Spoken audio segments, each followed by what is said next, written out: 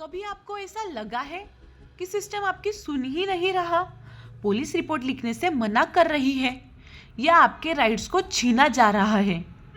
ऐसे वक्त पर कॉन्स्टिट्यूशन ने एक डायरेक्ट रास्ता दिया है जिसे कहते हैं आर्टिकल 32। ये सिर्फ आर्टिकल नहीं है, ये एक पावर बटन है जो सीधा सुप्रीम कोर्ट ले जाता है आपके फंडामेंटल राइट्स को प्रोटेक्ट करने के लिए। तो चलिए आज लॉ पे चर्चा में समझते हैं आर्टिकल 32 को सिंपल लैंग्वेज में विद एग्जांपल। इंडियन कॉन्स्टिट्यूशन का आर्टिकल 32 कहता है कि अगर आपका फंडामेंटल राइट वायलेट होता है तो आप डायरेक्ट सुप्रीम कोर्ट जा सकते हो। मान लीजिए किसी ने आपको बिना वारंट अरेस्ट कर लिया या आपके स्कूल कॉलेज का एडमिशन सिर्फ और सिर्फ रिलीजन या कास्ट के बेसिस पे रिजेक्ट कर दिया गया, तो यह आपके फंडामेंटल राइट्स का वायलेशन है।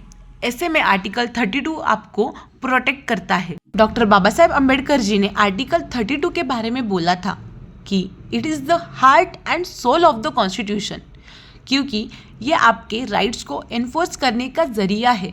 राइट्स मिलने से ज़्यादा इम्पोर्टेंट है उनका प्रोटेक्शन।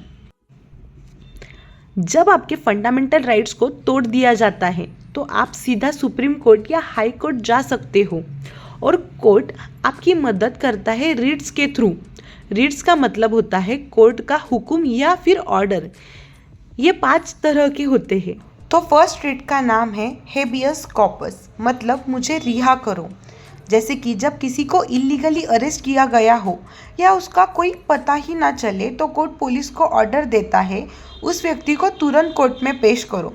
फॉर एग्जाम्पल, रवि को बिना अरेस्ट वारंट के पुलिस ले गई और फैमिली को कुछ बताया ही नहीं। रवि की मां सुप्रीम कोर्ट में हेबियस कॉर्पस रिट फाइल करती है। कोर्ट ऑर्डर देता है उस व्यक्ति को तुरंत पेश करो। ये रिट प्रोटेक्ट करता है पर्सनल लिबर्टी को। सेकेंड रिट का नाम है मैंडेमस, मतलब अपना फर्ज निभाओ।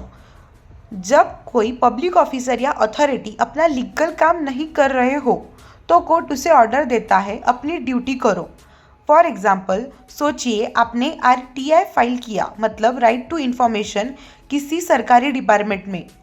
अभी बहुत सारे दिन हो गए हैं, वीक्स हो गए हैं, पर तभी भी कोई जवाब नहीं आ रहा है। अब आप हाई कोर्ट में मैंडेमस रिट फाइल करते हो। कोर्ट डायरेक्ट करता है सरकारी ऑफिसर को काम करने के लिए कि आपको काम करना ही पड़ेगा और जवाब देना ही पड़ेगा।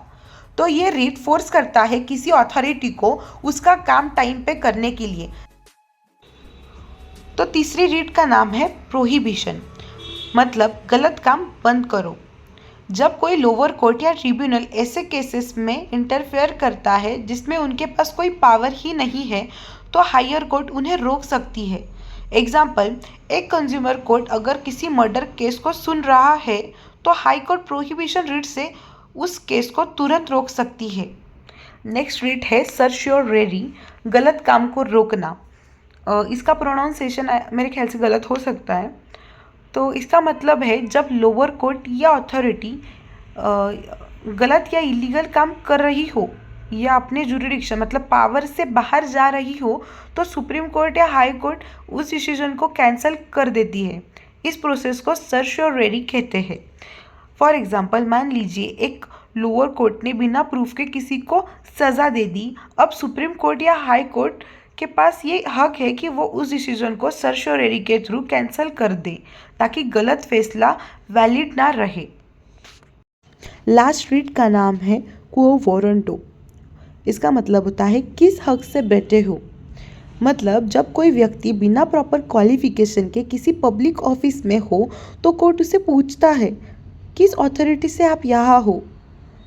फॉर एग्जाम्पल, अगर एक व्यक्ति बिना एग्ज़ाम या एलिजिबिलिटी के कलेक्टर बन जाता है, कोई भी नागरिक को वारंटो रिट फाइल करके पूछ सकता है क्या आप इस पोस्ट के लायक हो। So it's prevent illegal occupation of public office. ये थी आर्टिकल 32 की बेसिक जानकारी। अगर आपको वीडियो पसंद आई हो तो लाइक करना ना भूलें और चैनल को सब्सक्राइब कर लें। कमेंट्स में अपनी राय ज़रूर दें। धन्यवाद।